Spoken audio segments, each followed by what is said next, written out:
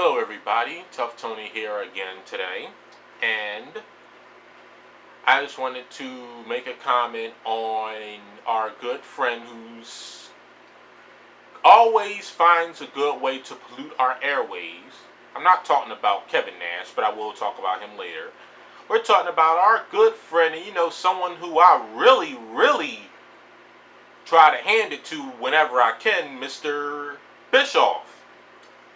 Well, of course, on my channel, his name is Eric Bitchoff, which is our affectionate name for him. Come on, Eric, it's all in good fun. We all know you a bitch. What the fuck you trying to kid? But everyone knows that I love independent wrestling. I love independent wrestling, and I generally kind of like mainstream corporate wrestling. It has its good days, it has its bad days, except that there's a lot more bad days than there are good days. But I'm not a mark for, I'm not the kind of person that's going to sit up here and say that, WWE and TNA is better because they have more of a syndication or more stars or whatever, because trust me, if you like to see some people that you can carry, some people you can actually support, a younger roster, you can get your bang for your buck. I know we get pissed paying $50 plus tax every month for a pay-per-view that's not even enjoyable. Ring of Honor is like $15 and you enjoy everything. Like I said earlier today, I'm going to the event they have in New York on Saturday coming up the 17th at Hammerstein. I think it's Glory by Dishonor 9. Let me check my, excuse me. I have my tickets here. Yeah. It is, man, it doesn't even have the name of the event on the tickets, but yeah, got them. I don't know if that's in focus or not, but camera lens is kind of fucked. Trying to autofocus, but fuck it. I need a new camera anyway. That's what I'll work on next month. But anyway, this is just an early gift to myself. But Eric Bischoff, you know how they talk about how Ring of Honor is getting on that Sinclair group, and he talks about how it's not a big enough market penetration, which it isn't. It says it's only 22% market penetration, and as he says, that's like nothing. But Ring of Honor, Bischoff believes you have to start out on, cable television in order to be successful. See, the thing is, anybody who's ever been in big business, or anyone who owns a business or owns franchises or something, you start out regional. You start out locally and you go regional.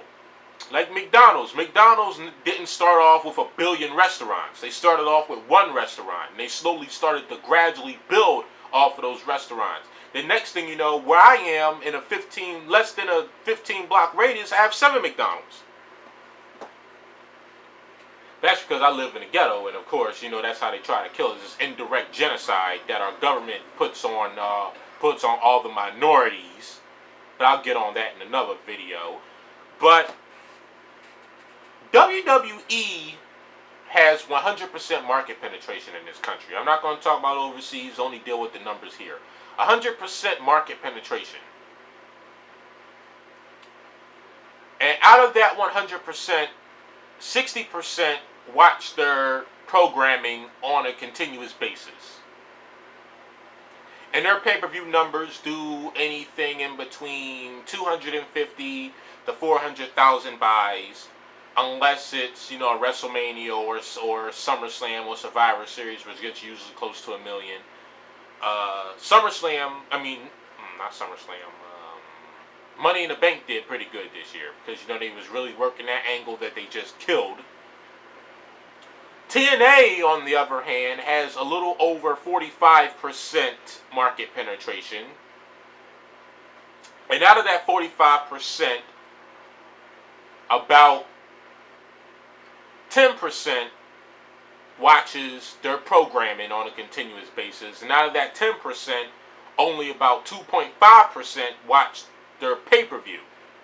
Their pay-per-view buys usually generate, if they're on a good day, if they're lucky, maybe they can get 10,000 buys. But normally it's anywhere between 2,500, maybe 5,000 The ratings, if they're lucky, gets a 1.5. I don't know the last time they broke a 2 or a 1. I don't know. But from a business point of view, when you have a product that you're trying to promote to relatively new customers, you don't want to saturate the market, because if Ring of Honor goes to these small markets first and it's a failure, they're not going to lose too much. They're going to lose money, but they're not going to lose to a point that is going to destroy the damn business. Now, Ring of Honor started working. Now, Ring of Honor actually got in markets and had 50% market penetration, and it fucking flopped. Then the company go out of business. Then we have Mr. Bischoff in TNA. Well, my mistake. He works for the company that produces TNA. But think about it. TNA is a company that has Advanced Auto Insurance as their sponsor to get them out of the red and into the black, so they won't be losing more money. For a company that hasn't turned a decent profit in like 4 years. TNA doesn't even make money off of the fucking wrestling.